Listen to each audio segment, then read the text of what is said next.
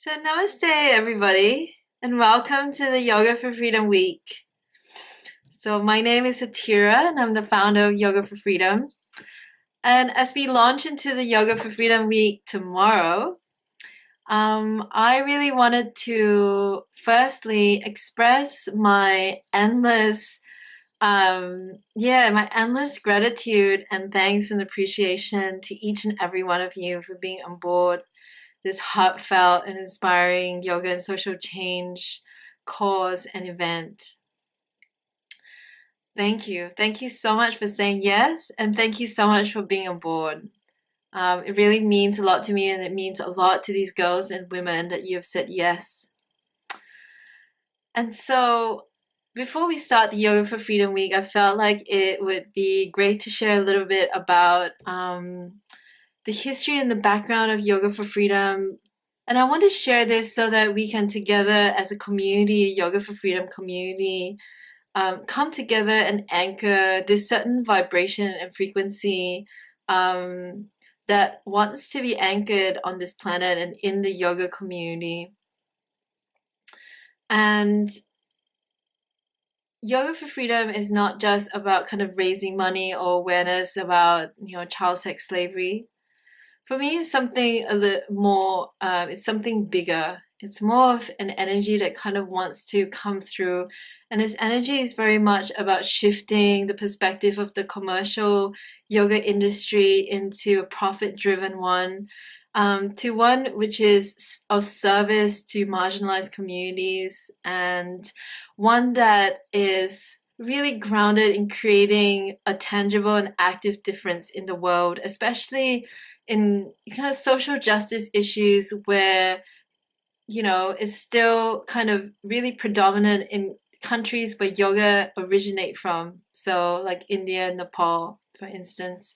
And for me, I've worked in India and Nepal for over a decade.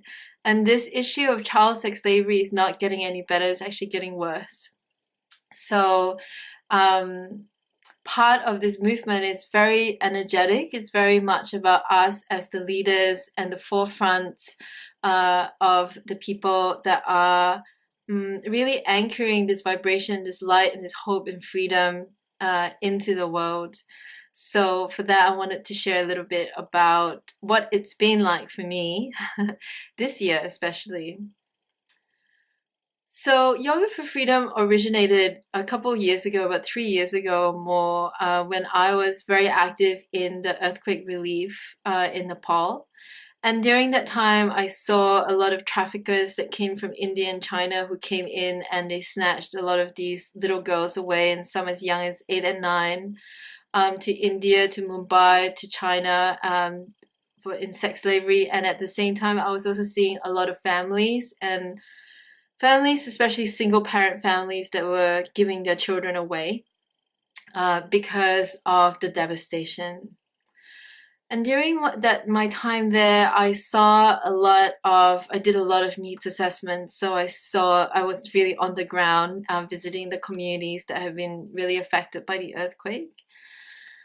And my sense in that was that people were who had been affected by the earthquake, what really moved me deeply was their sense of acceptance and their sense of being grateful for what they had, and how their tendency was to look at what they had, like the surviving members of the family, and to see the glass full or half full instead of half empty.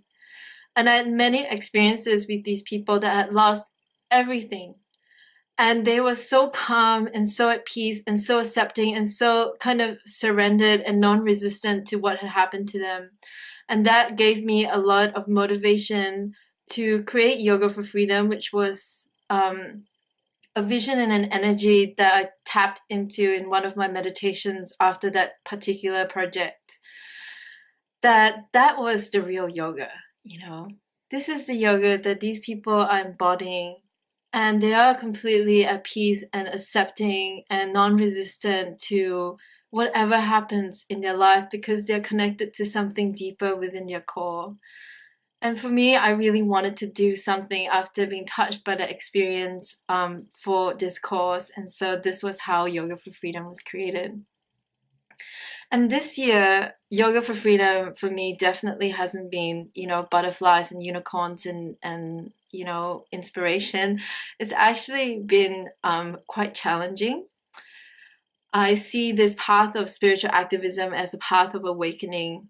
And when I say it's a path of awakening, it's really a path of letting go of the ego and letting go of the I and letting go of what we want and what we desire from the small we to grace. What does grace have in store? And I've had to learn a lot of lessons about surrender and also deep lessons of trust this year. And I've had to go through lots of overcoming doubt and self-doubt and my own doubt of myself and my own doubt of my team and my doubt of humanity and their hearts. And I've had to journey with that really, really in a very big way and come back to my practice, my spiritual practice, that in the work that we do as karma yogis, when I say karma yogi, it's really the yoga of action. So to be tapped into the pure action of God, the pure action of spirit, the pure action of life. And for that love and that pure action to flow freely without attachment or the clinging of I want this outcome or I want this goal. And to offer the fruits of the action to something bigger, to grace. That has definitely been a very big journey and lesson for me this year. And even for a long period of time when I was kind of still playing with whether I wanted to put Yoga for Freedom on or not, um, I was really I had a lot of resistance. And my resistance came more from not being super clear about why I was doing it this year. And I wasn't, again, clear about the vibration that I could tap into to embody and anchor on this planet. So I sat for many weeks in meditation and I prayed very hard and I listened very hard in the silence. And one day it came to me very, very clear. It was almost like something had boomed, guidance in my ear. And just before this, I'd been to Nepal and I worked with around 140 clients and students. And one of the clients that I worked with during this time was a woman, well, a girl really. She was about 18 or 19 years old. And I'll call her Priya because I would like to keep her name and identity confidential. And Priya really stood up for me for two reasons. So number one, the first reason was that her whole entire face was covered with cigarette butt burns and cuts. And she was very traumatized, and you could kind of just imagine there are a lot of these girls who are tortured in the brothels to submission so that they will be slaves. And with Priya, another thing that really stood out for me was not just her wounds, but she had an incredible will to survive. And she was incredibly tenacious and she was vulnerable. And it was like her heart had broken into 1,000 pieces and she was really trying to find the glue that could stick her heart back together. And that moved me greatly and that moved me deeply. And during this meditation, it came to me that the reason why we're doing this is not for ourselves. And part of it's for also the wounded and the parts of ourselves that have had our hearts shattered, but to really do it for girls like Priya. And as I'm saying this, I am aware that there are millions of girls, of women, of men and boys that are out there on the planet right now. And they are being sold into child sex slavery as we speak. They are getting their innocence taken away from them. They are being violated as we speak. And this is really not okay. It's not okay for this to happen on the planet. So this year, we're really doing it for girls, women, boys, and men like Priya. We are doing it for them. And we are offering our teaching. We are offering our hearts. We are offering our love and our light for them. This week as well, I've been journeying with some pretty intense emotions because I work so closely with the survivors and I see clients regularly who are, who have experienced child sexual abuse. And so, what I've really been holding this week is the experiences of the survivors. And that has actually brought me to some pretty interesting places of deep grief and sadness, and also a lot of anger and a lot of rage. That it doesn't make me proud that I'm running something like Yoga for Freedom. It makes actually I feel very sad that even on the 21st century, we still have this issue like war, yeah, poverty, or child sex slavery. We are putting plastic in the ocean, we're drilling the earth of oil and petrol. All of these things really infuriate. It makes me very sad, it makes me very angry. And so as I hold the feelings of, experiences of the survivors, I'm also at the same time tapping into the vibration as well of the perpetrators because it takes two.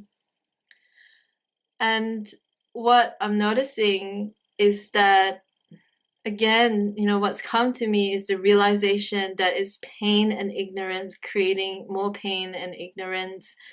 And this cycle of power and control and our understanding of power of something that you have to take away from somebody to make yourself feel better, instead of the truth that the real power on the planet's love.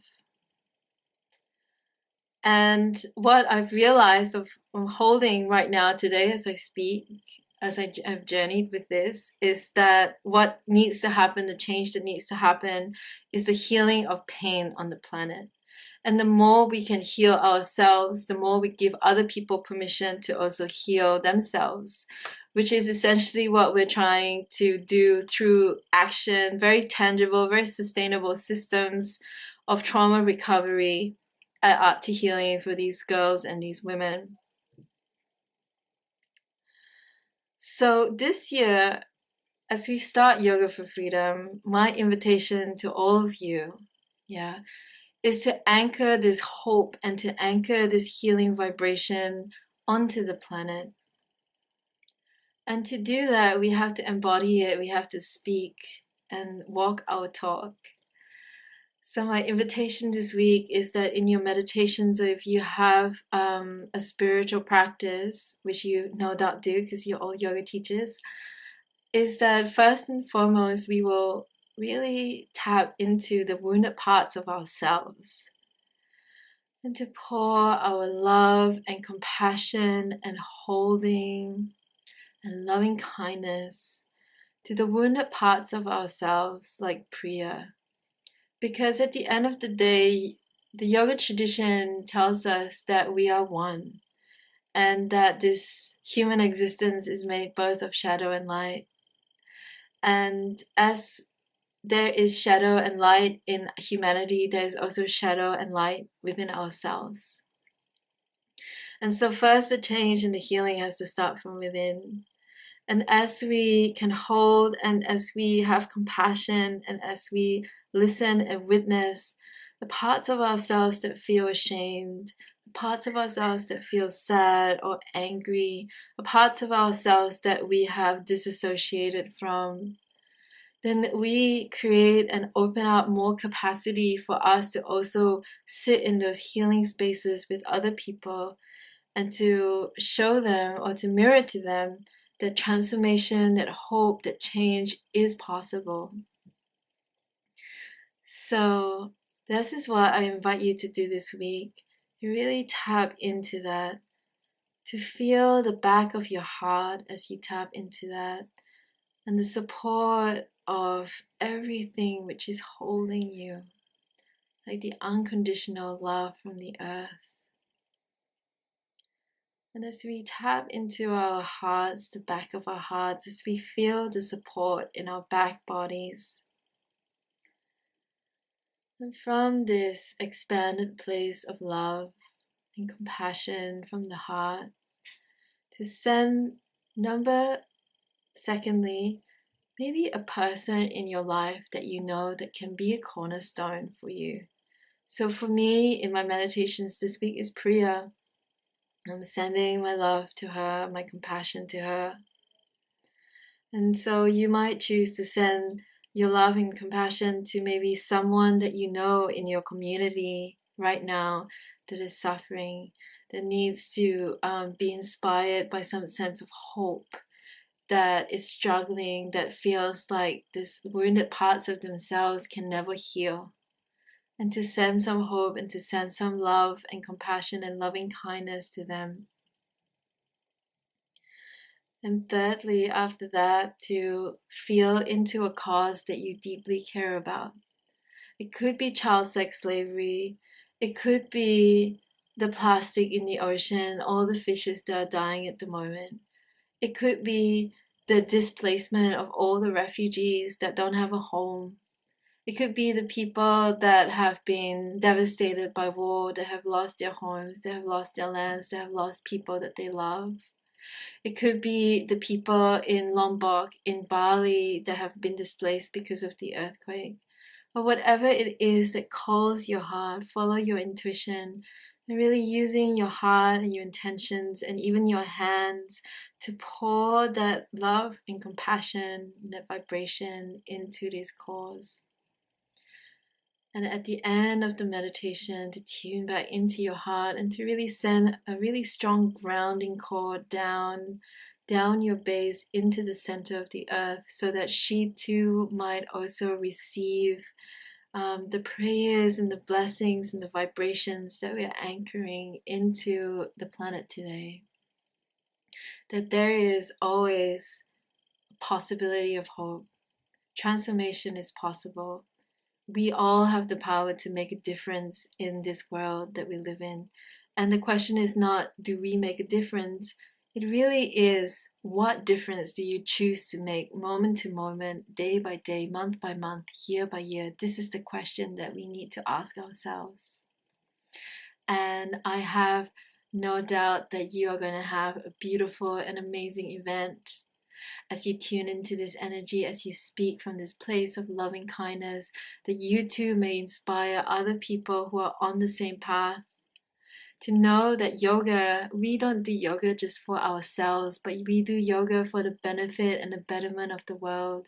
And as we tap into these spaces of loving kindness for the wounded parts of ourselves, the more opportunities we can heal, and the more opportunities we can give other people to heal, and we can give other people permission to do the same as well.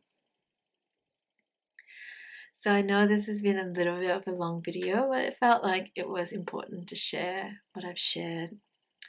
And please feel free to share any feedback or any comments or inspirations that you might get in your meditations on the Yoga for Freedom Facebook page, or you can email me, or we can set up a call. Know that I am really holding you. I'm holding you in the vastness of my heart, and I again am so eternally grateful for you being on board this project. And I'm so grateful that you've said yes, and that you are a beacon of love and light and leadership in this Western yoga industry that we're all part of today. So thank you so much. Have a beautiful event. Namaste.